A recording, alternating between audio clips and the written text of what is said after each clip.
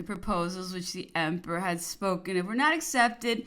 The Russians complained of our forces and our commercial measures, and they required that we should evacuate Germany. We marched forward and arrived on the banks of the Niemen, which 5 years before had been the scene of our victories. The troops raised shouts of joy. Napoleon proceeded to the advanced post, disguised as a chasseur, and reconnoitered the banks of the river in company with General Exo. He afterwards spoke for a few moments with the King of Naples, pointing out to him the points at which it would be proper to throw bridges over the river, and directing him to concentrate his troops in order that the passage might be rapidly effected.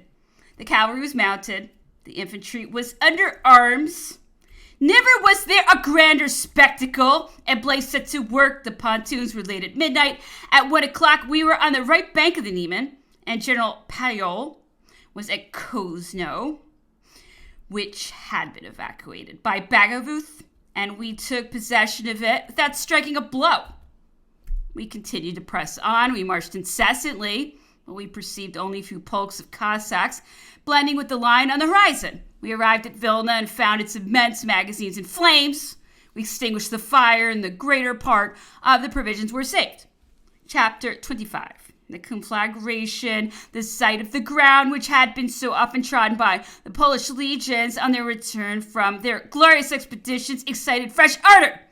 The troops were inspired by the force of their recollections. We dashed on in pursuit of the enemy, but the rain fell in torrents, and the cold had become very severe. We were now in the bogs and quagmires of Pultusk, and we were destitute both of shelter and clothing. All this, however, would have been nothing had the Russians ventured to let us come up with them.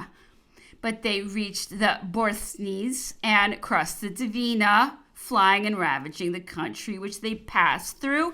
We were maintaining a racing contest rather than carrying on a war. They had now lost all unity and connection, and we abandoned the hope of coming to an engagement. The enemy, however, having gained ground by dint of speed, succeeded in rallying his forces, and he took refuge in the works which he had constructed on the Drissa. But he was soon in danger of being attacked in his entrenchments and of having his retreat cut off. He did not venture to incur this double risk, and therefore fled. He would have been lost had he delayed for a few hours. All the necessary arrangements were made for attacking his flank and intercepting him. He owed his safety to a coup de main.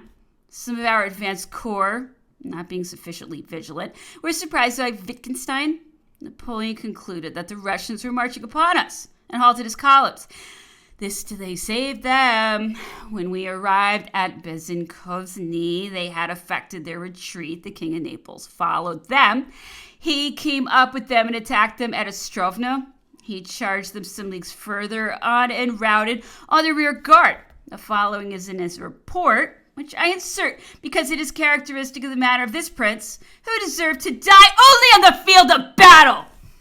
I ordered the 1st Corps of the Reserve of Cavalry and the 2 battalions of light infantry to advance. They were followed by Delzin's division. We came up with the enemy's rear guard about 2 leagues from Ostrovno. It was advantageously posted behind a deep ravine with a great mass of artillery and having its front and flanks covered by thick woods. Little firing took place on both sides. I sent battalions to check the enemy's infantry, who were repulsing our hussars.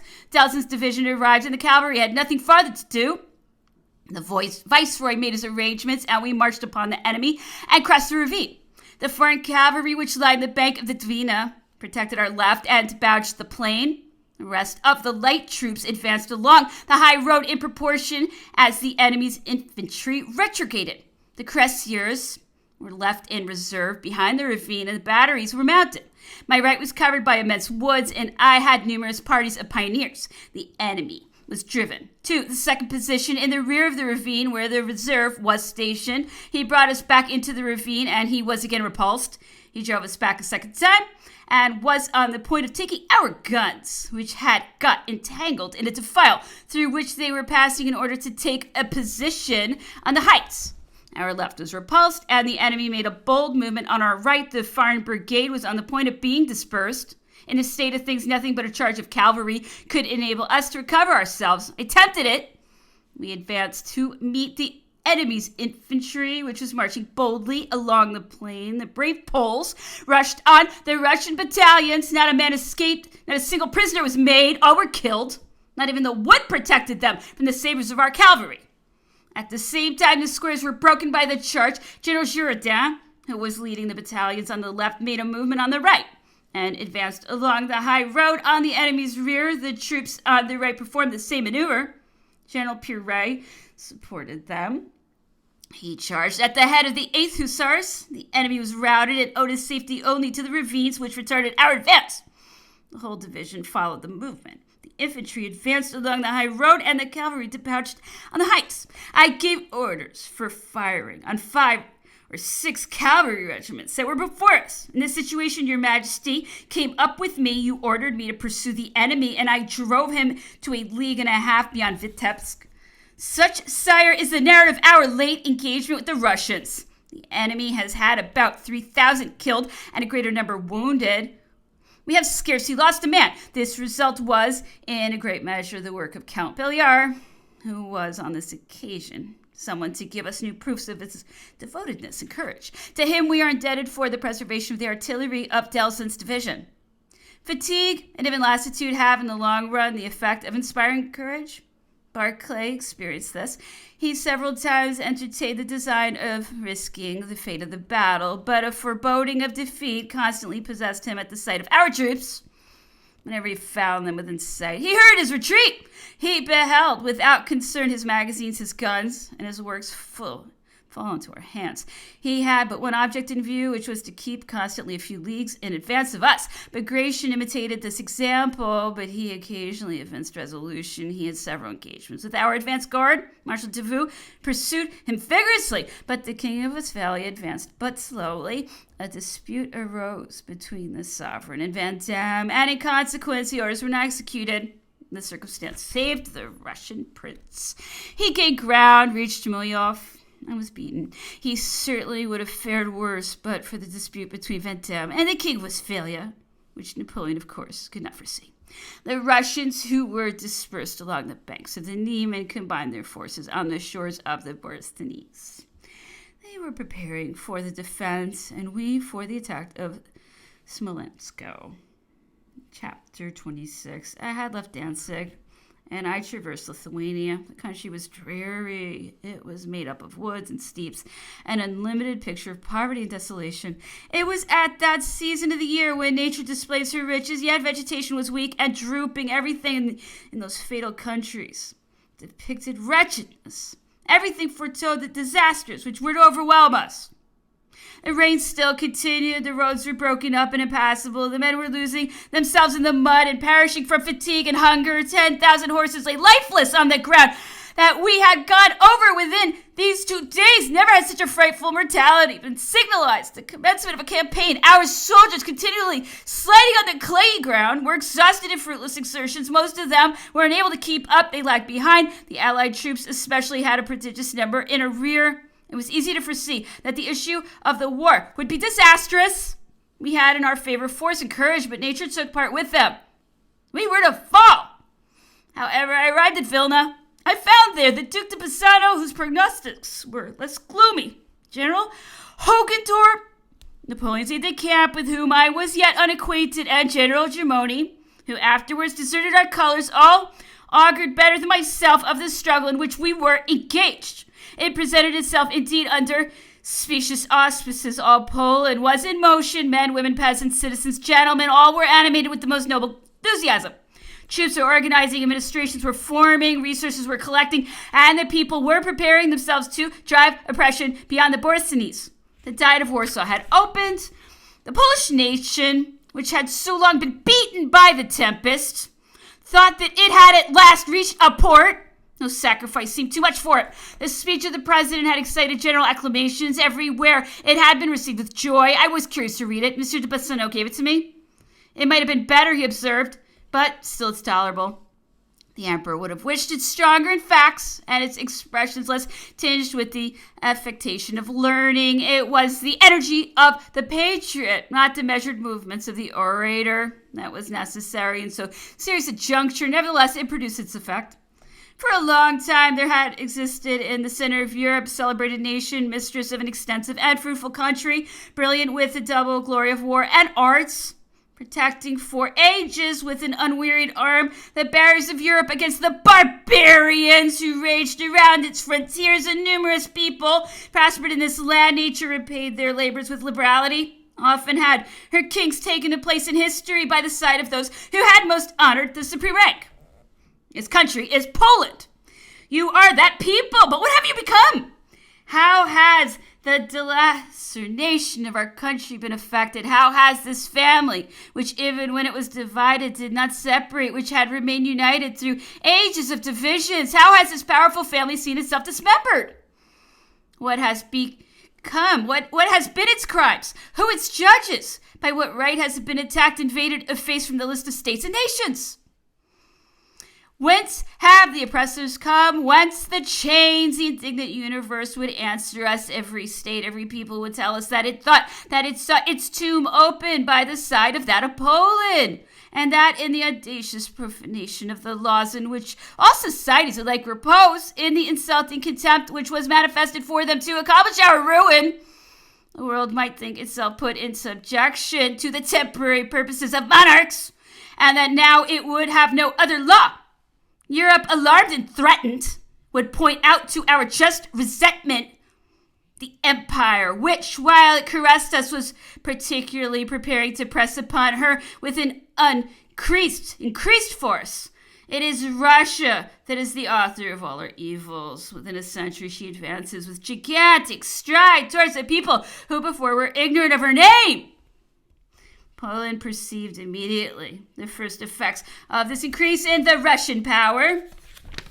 Placed in her immediate vicinity, she received her first as her last blows. Who could enumerate them from the time when in 1717 Russia tried her influence by the disbanding of the Polish army? Since that epoch, what moment has been exempt from her influence or her outrages? If this crafty power joined herself to Poland, it is to impose on her, as in 1764, that fatal guarantee which made the integrity of our frontiers dependent on the perpetuation of anarchy. To make that anarchy the means of accomplishing her ambitious designs. The world knows that they have been since that unlucky epoch. It is since then that by partition after partition, Poland has been seen completely to disappear, without crime and without vengeance.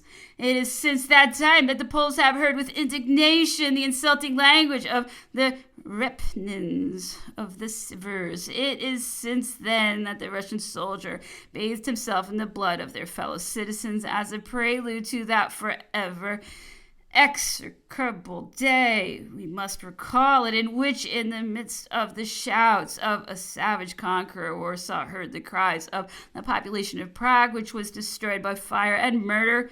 Pole, for it is time to make that name which we should never lose resound in your ears. These are the hateful means by which Russia has succeeded in appropriating to herself our fine provinces. These are the only claim she possesses on us. Force alone could enchain us. Force may also break the fetters which she alone has forged. These fetters shall be broken. Poland then shall exist. What do we say? She exists already, or rather she has never ceased to exist. How can the perfidy, the plots, the violence under which she has fallen, how can they have affected her right? Yes, we are still Poland. We are so by the title that we hold from nature, from society, from our ancestors, from those sacred titles which the universe recognizes and which form the safeguard of mankind. I was carried away by enthusiasm. I had so often seen the brave Polish legions in Italy, in Egypt, and elsewhere. They were right indeed. They were still Poland. In point of courage, I said to the Duke, nothing will surprise me on the part of this brave people, but I own I did not suspect it of this sort of talent. You are right, replied Mr. de Boissonneau. They have plenty of other things to do than make harangues. Who then is the writer? The Abbé. What Abbé? Do you think the Emperor has a predilection for churchmen? No, but in fine, at the present time, it is not without powerful considerations that an embassy is confided to a priest. Is it the Archbishop, the very man we have sent him to Warsaw to intoxicate the Poles by his eloquence? I do not think him very skillful in business, but he is entirely devoted to the Emperor. That is the main affair. His enemies accuse him of being ambitious and restless, without steadiness in his affections, or in his ideas of praising white and black, of being the mere creature circumstance. I believe this picture a caricature. I myself am persuaded that if events compromise the glory of our arms, he will not be seen among the ranks of our detractors. I firmly believe it. He has abused the Cossacks too much ever to become their patriarch. The deputation of the Diet was still at Vilna. I was acquainted with a few of the members. I saw them. They talked to me of their hopes, their means, of their rights. These ideas struck me. I gave an account of them to the Duke. You are admirable, said he in reply. What? Do you not recognize the Archbishop? Do you not see what art he betrays himself? And these biblical reminiscences, to whom would you have them occur but to a priest? Besides, I will give you the document. Sire, the Diet of the Grand Duchy of Warsaw assembled at the approach of the powerful armies of your Majesty, recognized at the outset that it had rights to reclaim and duties to fulfill with an unanimous voice. It has constituted itself a general confederation of Poland. It has declared the Kingdom of Poland reestablished in its rights, and at the same time that the acts of usurpation and arbitrary power by which its existence had been destroyed were null and of no effect. Sire, your Majesty labors for posterity and for history. If Europe cannot mistake our rights, she can still much less mistake our duties. A free and independent nation since the remotest times, we have not lost our territory and our independence, either by treaties or by conquest, but by perfidy and treachery. Treachery has never constituted rights. We have seen our last king dragged away to St. Petersburg, where he perished, and our nation torn to shreds by princes with whom we were not at war, and by whom we have not been conquered. Our rights appear thus evident to the eyes of God and men. We Poles, we have the right to reestablish the throne of the Jagiellons and the Sobieskis, to reassert our national independence, to reassemble our divided members, to arm ourselves in defense of our native country, and to prove by fighting in its defense that we are the worthy descendants of our ancestors. Can your Majesty disown us or blame us for having done that which our duty as Poles demanded of us, and for having resumed our rights? Yes, sire, Poland is proclaimed from this day. She exists by the laws of equity, but she ought to exist in fact. Right and justice proclaim our resolution to be legitimate, but it ought to be supported on our part. Has not God punished Poland enough for its divisions? Will he perpetuate our misfortunes, and must the Poles, after having cherished the love of their country, go down to the tomb wretched and without hope? No, sire, you have been sent but here by Providence. Power is placed in the hands of your Majesty, and the existence of the Grand Duchy is due to the power of your arms. Say, sire, let the kingdom of Poland exist, and the decree will be to the world equivalent to the reality. We are 16 millions of Poles, among whom there is not one whose blood, arms, and fortune are not devoted to your Majesty. Every sacrifice will appear to us light, if it has for its object the reestablishment of our native country, from the Dwina to the Dniester, from the Borysthenes to the Oder. One word only from your Majesty will command every arm, every effort, every heart. This unexampled war with Russia has dared to declare, notwithstanding the recollections of Austerlitz, Pultusk, Eylau, Friedland, in spite of the oaths taken at Tilsit and Erfurt, is, we have no doubt, an effective Providence, which, moved by the misfortune of our nation, has determined to bring them to a termination. The Second Polish War has only just begun, and already we pay our homage to your Majesty in the capital of the Jagiellons. Already are the eagles of your Majesty on the Dwina, and the armies of Russia separated, divided, cut up, wander in uncertainty, and seek in vain to unite and to form themselves, etc. It is well, yes, undoubtedly, but he is so enchanted with the chef d'oeuvre that he would think himself wanting to his glory if he did not publish to the world that his genius protects Poland 20 times a day. I'm obliged to moderate these excesses of self-love. This very morning I have been remonstrating with him on the impropriety of his freaks of vanity. He Asianizes Do you recollect the word? It describes him admirably, but now, if his style goes well, his embassy scarcely moves. But for Duroc, who covers him with his wing, I would have already sent him to the flocks. What the devil has the almonership in common with embassies? Why should he put himself to the trouble of so much exertion to do nothing of any possible use? Chapter 27. I resume my route. It was through forests, steeps, everything that is most wild in nature, but I met at every step officers who were going on missions. They gave me news of my friends of the army. I forgot the scenes that I was passing through. I discussed the probable chances of the war. They talked to me of the valor of the troops, of the prodigious activity of the emperor. It was indeed inconceivable, the movements, the administrations, the measures of security and precaution. He embraced everything. He was equal to everything. The instructions that were given to Monsieur D'Outepoul are an example of it. They merit preservation. The orderly officer, D'Outepoul, will go to Ostrovno and from thence to Berezknovsky.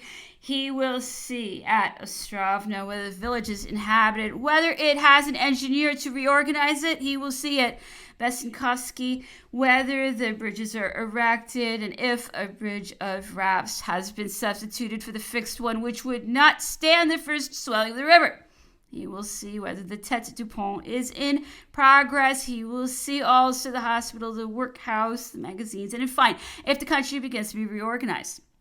He will give me an account of the troops that he may meet, whether cavalry, artillery, or military equipages. He will see at Besinkovsky the 4th Regiment of the Chasseurs of the Guard and the Battalion of Hesse-Darmstadt, which I have commanded to remain there till further orders.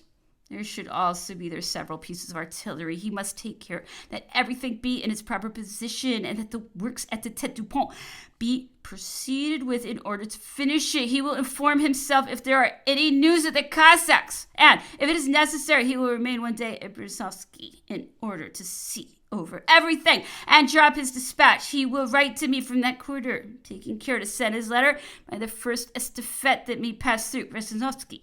He will continue his road to Polotsk, from whence he will send me his second dispatch. He will see the functionaries of the town hospital and workhouse. He will inform me how many prisoners the Duc de Reggio has taken in different affairs which have taken place, how many wounded, all that he can learn on this matter and on the situation of the Duc de Reggio's court. The Duc de Tarentum, having taken Jüneberg, the orderly officer D'Outepoul will learn whether the communication between the two corps has been effected. He will get every information which can make me acquainted with the nature of the forces opposed to the Duc de Reggio. He will remain with the marshal, to whom he will send the enclosed letter, till he shall have attacked the enemy, cleared the right bank of the river, and effected his communication with Jüneberg, Napoleon. But all this vigilance did not remedy the evil.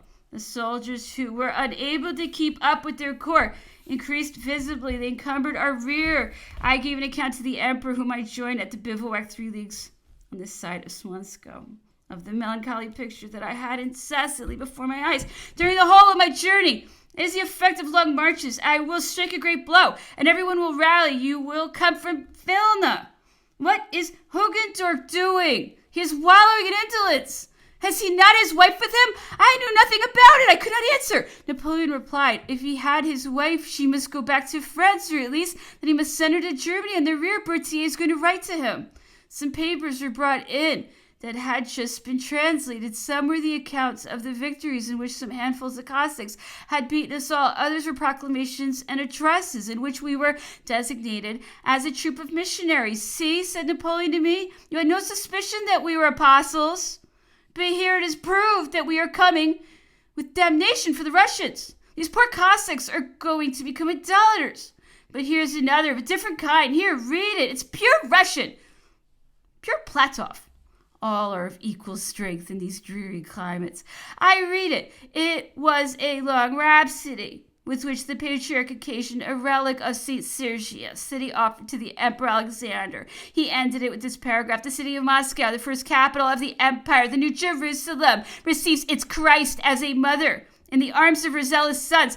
and through the mist which is rising, foreseeing the brilliant glory of his power, it sings in transports, Hosanna, blessed is he who cometh. Let the arrogant, the brazen Goliath carry from the borders of France mortal terror to the confines of Russia. Pacific religion, this sling of Russian David shall suddenly bow the head of his sanguinary pride. This image of St. Sergius, the ancient defender of the happiness of our country, it is offered to your Imperial Majesty. Chapter 28. The affair of Smolensk took place. The battle was obstinate, the candidate violent. The Russians, taken in flank and enfiladed, were defeated. They could not defend those walls which so many times had witnessed their victories. They evacuated them, but the bridges and public buildings were a prey to the flames. The churches in particular poured out torrents of fire and smoke. The domes, the spires, and the multitude of small towers, which arose above the conflagration, added to the effect of the picture and produced those ill-defined emotions which are only to be found on the field of battle. We entered the place. It was half consumed, of a barbarous appearance, encumbered with the bodies of the dead and wounded, which the flames had already reached. The spectacle is frightful. What a train is that of glory! We were obliged to turn our views from these scenes of slaughter. The Russians were flying. Our cavalry rushed to the pursuit and soon came up with the rear guard. Korff attempted to make a stand. He was overwhelmed. Barclay came forward with his masses. We on our side received reinforcement. The action became terrible. Ney attacked in front, Junot on the flank. The enemy's army would have been cut off if the Duke had pressed forward. Wearied with not seeing him appear, Murat ran to him. "What are you about? Why do you not come on? My Westphalians are wavering. I will give them an impetus." The king of Naples put himself at the head of a few squadrons, charged and overthrew everything that opposed him. "There is thy marshal's staff half gained. Complete the work. The Russians are lost." Junot did not complete it. Whether from fatigue or distress, the brave slumbered amidst the sound of the cannon, and the enemy, who were coming up to support the rear, again fell back on their line. The engagement became terrible. The brave Gudin lost his life, and the Russian army escaped us. Napoleon visited the places where the battle had been fought. It was not at the bridge. It is there, at the village where the 8th Corps ought to have been debauched, that the battle hinged. What was Junot doing? The king of Naples endeavored to extenuate his faults. The troops, the obstacles, all the customary commonplaces were employed. Berthier, who had always loved the Duke, interested himself for him. Caulaincourt did the same. Everyone pleaded to the utmost in favor of a brave man who could be reproached with nothing but a moment of forgetfulness. But the advantages we had lost were too great. Napoleon said for me, "Junot has just lost forever his marshal's staff. I give you the command of the Westphalian Corps. You speak their language. You will show them an example. You will make them fight." I was flattered with this mark of confidence and expressed my sense of it, but Junot was covered with wounds. He had signalized himself in Syria and Egypt, everywhere. I begged the emperor to forget a moment's absence of mind on account of 20 years' courage and devotion. He is the cause of the Russian army not having laid down its arms. This affair will perhaps hinder me from going to Moscow. Put yourself at the head of the Westphalians. The tone with which he pronounced these last words was already much softened. The services of the old aide-de-camp extenuated the inactivity of the 8th Corps. I resumed, "Your Majesty has just talked to me in Moscow. The army is not in expectation of such an expedition. The glass is full. I must drink it off. I have just received good news. Schwarzenberg is in Volhynia, Poland. He's organizing. I shall have every kind of assistance." I left Napoleon to make known to the Prince of Neuchâtel that the Duc de Vicence, the disgrace with which Junot was threatened. "I am afflicted," said the prince to me, "to see his troops taken from him, but I cannot but own that he has caused the failure of one of the finest operations of the campaign. See on what the success of war depends. On the forgetfulness, the absence of a moment. You do not seize the occasion in its flight. It disappears and returns no more. No one has more courage or more ability. He adds to the qualities of the soldier the most extensive knowledge. He is intrepid, clever, agreeable, and good-natured. He forgot himself for an hour. He has made himself many enemies. However, I and Caulaincourt will see what is to be done." They managed so well that Juno kept his post. I was very glad of it first, because it saved him from disgrace, and next because I did not much like his troops. Unfortunately, lassitude has succeeded the impetuosity of his youth. He did not show at the Battle of Moskova that elasticity, that energy of which he had so many times given example, and the affair of Feria raised to its height the dissatisfaction of the emperor. We learned some days after the eruption of Tormasov. We were uneasy. We discussed these long points on the dangers to which one is exposed in advancing to an extensive distance beyond the line of one's operations. Without doubt, Napoleon heard us. He came to us, talked a good deal of the manner in which he had secured the rear of the corps which formed our wings and of that chain of posts which extended from the Niemen to our actual position. Tormasov, he said to us, has put all the children at Warsaw in alarm. They saw him already officiating at Prague, but see, he is sent back quieter than he came. He went into his closet and began to dictate with indifference, but loud enough to prevent us losing a word. Instructions for the Duc de Belluno. Napoleon to the Major General de Bouvier, August 26, 1812. My cousin, write to the Duc de Belluno to go in person to Vilna, in order that he may see there the Duc de Bassano and inform himself of affairs and the state of things, and that I shall be the day after tomorrow at Vyaksma.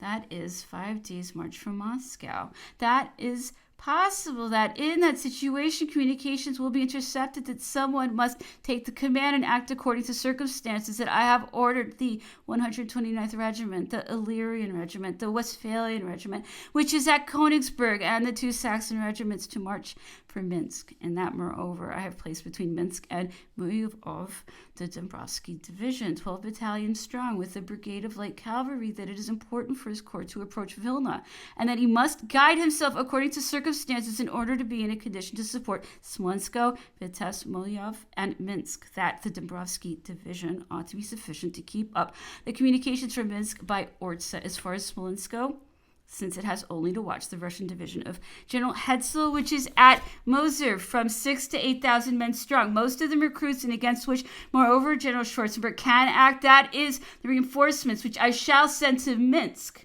which also be able to assist against all accidents, and, at all events, the movements of the Duc de Belluno to Minsk and Ortsa, and there thence from Smolensko, appears to me calculated to support our rear, that I have 4,000 men in garrison at Vitebsk, and as many at Smolensko, that the Duc de Belluno, taking position thus between the Dnieper and the Dwina, can easily communicate with me and will be quickly able to receive my orders and will find himself in condition to protect the communications from Minsk and Vitebsk, as well as those from Smolensko to Moscow, that I suppose that General Gouvion-Saint-Cyr has sufficient on the 2nd and 6th Corps to keep in check Wittgenstein and to have nothing to fear from him, and the Duke de Tarentum can march on Riga and invest the fortresses, and find that I order the 4 demi brigades, making 9,000 men, who formed part of the Lagrange division, to march for Kovno, that also it should only be the case of General Gouvion-Saint-Cyr should be beaten by General Wittgenstein and obliged to pass the Dvina, that the Duc de Belluno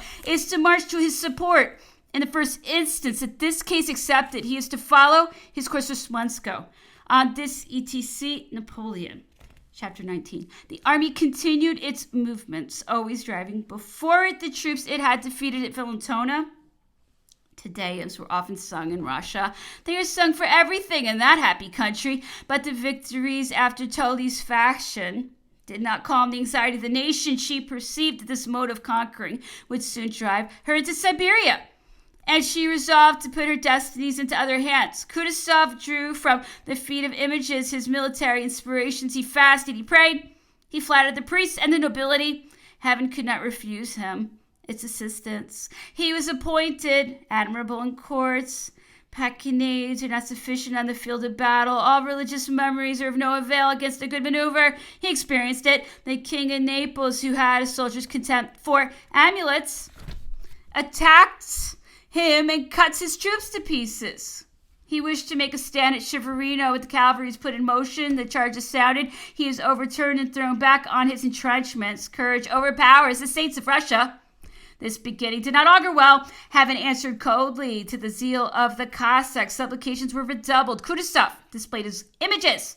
The army defiled before the Virgin of Smolensk, of which we wish to dispossess the devout nation. Prayers, vows, and offerings were made, and the orators of the Kalmucks uttered the following homily. Brethren, you see before you in this image the object of your piety, an appeal addressed to heaven, that it may unite with men against the tyrant who disturbs the universe. Not content with destroying millions of creatures, images of God, this arch rebel against all laws, both divine and human, penetrates into our sanctuaries with an armed hand, defiles them with blood, overturns your altars, and exposes the very ark of the Lord consecrated in his holy image of our church to the profanation of fortune, of the elements, and of sacrilegious hands.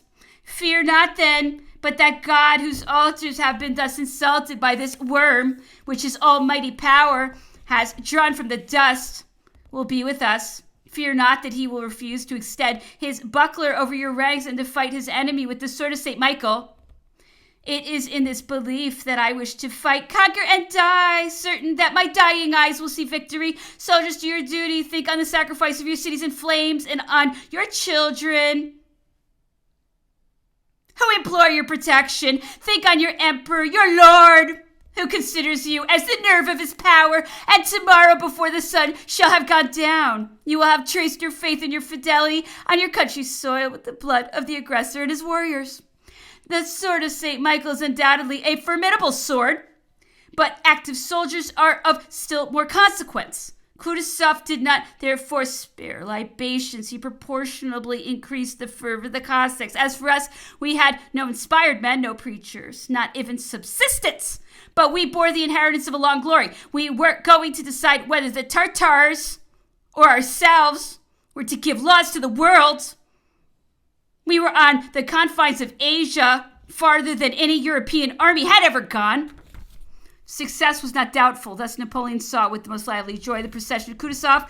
Good, he observed to me. They are now busy with pescinades. They shall not escape us again. He reconnoitered, dispatched orders for moving, and prepared himself for the battle of the morrow.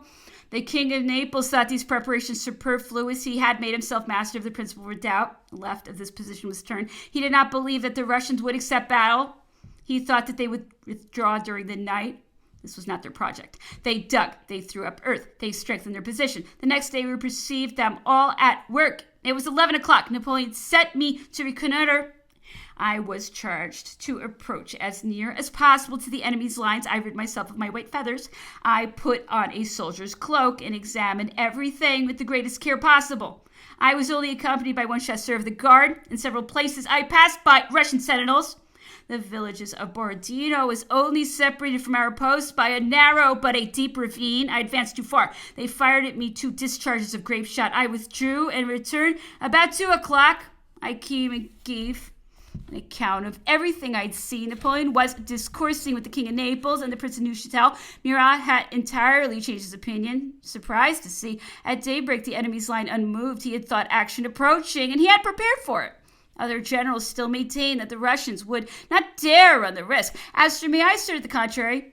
I observed that they had plenty of men in very good position. I was convinced that they would attack us if we did not prevent them. Napoleon did me the honor to be of my opinion, which was also that of Berthier. He called for his horses and made the same reconnaissance in person. He was received as I had been before. Borodino, the grape shot, obliged him to withdraw, but he effectually convinced him that he had not been deceived. On his return, he gave orders in consequence. Night came on. I was in attendance. I slept in Napoleon's tent. The part where he slept was generally separated by a partition of cloth from that which was reserved for the aide-de-camp and attendants. The emperor slept very little. I waked him several times to give him in reports and accounts from the advanced posts, which all proved to him that the Russians expected to be attacked. At 3 a.m, he called the valet de chambre and made him bring some punch. I had the honor of taking some with him. He asked me if I had slept well. I answered that the nights were very cold, that I had often been awaked. He said, "We shall have an affair today with this famous Kutuzov. You recollect, no doubt, that it was he who commanded at Braunau in the campaign of Austerlitz. He remained 3 weeks in that place without leaving his chamber once. He did not even get on horseback to see the fortifications. General Bennigsen, though as old, is a more vigorous fellow than he. I do not know why Alexander has not sent his Hanoverian to replace Barclay. He took a glass of punch, read some reports, and added, well, Rapp, do you think that we shall manage our concerns properly today? There's not the least doubt of it, sire. We have exhausted all the resources we are obliged to conquer. Napoleon continued his discourse and replied, fortune is a liberal mistress. I have often said so, and begin to experience it. Your Majesty recollects that you did me the honor to tell me at Smolensk that the glass was full, that it must be drunk off. It is at present the case more than ever. There is no time to lose. The army, moreover, knows its situation. It knows that it can only find provisions at Moscow, that it has not more than 30 leagues to go. This poor army is much reduced, but remains of it is good. My guard, besides, is untouched. He sent for Prince Berthier and transacted business till 5:30. We mounted on horseback. The trumpets sounded. The drums were beaten. And as soon as the troops knew it, there was nothing but acclamations. It is the enthusiasm of Austerlitz. Let the proclamation be read. Soldiers, this is the battle that you have so long wished for. Henceforth, victory depends on you. We want her. She will give us abundance of good winter quarters and a quiet return to our country. Behave yourselves, as at Austerlitz, at Friedland, at Vitebsk, and Smolensk, and let the remotest posterity quote your conduct on this day, and let it be said of you, he was at that great battle under the walls of Moscow. The acclamations redoubled. The troops were incessantly demanding to fight. The action began. Chapter 30. The wings were composed of Italians and Poles. Napoleon acted on the left of the enemy's masses. Beyond this, we had no precise information. Women, children, old people, cattle, all had disappeared. There was not a person left who could give us the least information. Ney marched towards the enemy and broke through them with that force and impetuosity of which he had given so many proofs. We carried the 3 redoubts which supported the enemy. He came up with fresh troops. Confusion began in our ranks. We gave up 2 of these works. The last even was in danger. The Russians already crowned the crest of the ditches. The king of Naples sees the danger, flies to the spot, alights from his horse, enters, mounts the parapet. He calls and animates the soldiers. The redoubt is strengthened. The fire becomes terrible. The assailants dare not try the assault. Some squadrons appear. Murat mounts his horse, charges, routes the columns scattered over the plain. We retake the retrenchments and finally establish ourselves in them. This trait of boldness decided the fate of the day. General Companz had just been wounded. I went to take the command of his division. It made a part of the corps d'armée of Marshal Davout. It had already taken one of the entrenched positions of the enemy. It had also suffered much. I consulted on my arrival with Marshal Ney, whose right I supported. Our troops were in confusion. We rallied them. We rushed headlong on the Russians. We made them expiate their success. Neither discharges of cannon nor musketry could stop us. The infantry, the cavalry, charged with fury from one extremity of the line to the other. I had never before seen such carnage. We had inclined too much towards the right. The king of Naples remained alone, exposed to the havoc of the batteries of Semenskoe. He had nothing but cavalry. A deep ravine separated him from the village. It was not easy to take it, but it was necessary to do so, under pain of being swept away by the grape shot. General Belliard, who only perceives a screed of light cavalry, conceives a design of driving it off and moving by the left of the redoubt. Run to La Tour-Maubourg, Murat said to him. Tell him to take a brigade of French and Saxon cuirassiers, to pass the ravine, to put all to the sword, to arrive at full gallop at the back of the redoubt, and to spike all the cannon. If he should fail, let him return in the same direction. You shall place a battery of 40 pieces of cannon, and a part of the reserve to protect the retreat. La Tour-Maubourg put himself in movement, routed, dispersed the Russians, and made himself master of the works. Friant came up to occupy them. All the reserve passed and established itself on the left of the village. There remained a last retrenchment, which took us in flanks and commanded our position. The reserve had taken one. It thought that it could take another. Caulaincourt advanced and spread far and wide in confusion and death. He falls suddenly on the redoubt and gets possession of it. A soldier hidden in an embrasure stretched him dead. He slept Sleep of the brave. He was not witness of our disasters. Everything was in flight. The fire had ceased. The carnage had paused. General Billier went to reconnoiter a wood situated some distance. He perceived the road which converged on us. It was covered with troops and convoys which were retreating. If they had been intercepted, all the right of the enemy's army had been taken in the segment in which it was placed. He came and informed Murat of it. Run and give an account of it to the emperor, said the prince. He went, but Napoleon did not think the moment come. I do not see sufficiently clear on my chessboard. I expect news from Poniatowski. Return, examine, come back. The general returned, indeed, but it was too late. The Russian guard was advancing. Infantry, cavalry, all were coming up to renew the attack. The general had only time to recollect a few pieces of cannon. Grape shot, and nothing but grape shot, he said to the artillerymen. The firing began. Its effect was terrible. In one instant, the ground was covered with dead. The shattered column was dissipated like a shadow. It did not fire one shot. Its artillery arrived. A few moments later, we got possession of it. The battle was gained, but the firing was still terrible. The balls and shots were pouring down on my side in the space of 1 hour. I was struck 4 times. First with 2 shots, rather slightly, then with a bullet on my left arm, which carried away the sleeve of my coat and shirt close to the skin. I was then at the head of the 61st Regiment, which I had known in Upper Egypt. There were a few officers present who were there. It was rather singular to meet there. I soon received a 4th wound. A ball struck me on my left hip and threw me headlong from my horse. It was the 22nd. I was obliged to quit the field of battle. I informed Marshal Ney and his troops were mixed with mine. General Desaix, the only general of that division who was not wounded, succeeded me a moment after. He had his arm broken. Friant was not wounded till afterwards. I was dressed by the surgeon of Napoleon, who also came himself to visit me. Is it then always your turn? How are things going on? Sire, I believe that you'd be obliged to make your guard change. I shall take good care not to do so. I do not wish to see it destroyed. I am sure to gain the battle without its taking apart.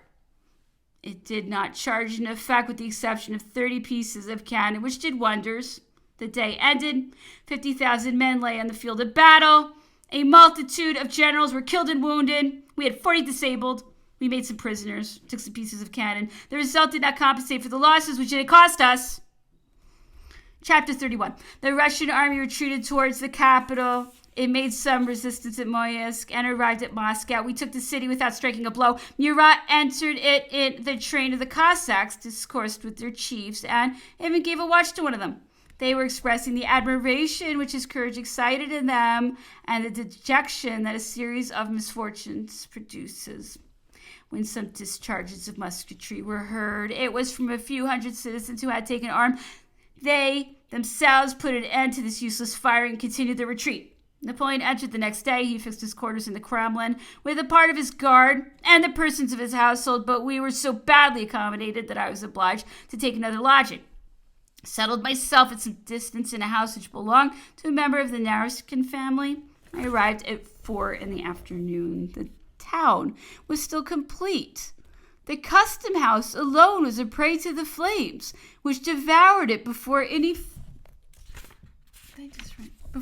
Frenchman appeared, but Nate came on. It was the signal for the fire. Left and right, everywhere there was a blaze. Public buildings, temples, private properties, all were in flames. The conflagration was general. Nothing was to escape. The wind blew with violence. The fire made rapid progress. At midnight, the blaze was so terrific that my aides-de-camp waked me. They supported me. I reached a window from which I beheld the spectacle, which was becoming frightful. There was fire advancing towards us at 4 o'clock. I was informed that I must remove from my quarters. I left them a few moments after. The house was reduced to ashes. I ordered them to conduct me in the direction of the Kremlin. Everything was in confusion. I returned back and went to the quarters of the Germans. A house belonging to a Russian general had been appointed for me. I hoped to be able to stay there to recover from my wounds, but when I arrived, volumes of fire and smoke were already issuing from it. I did not go in.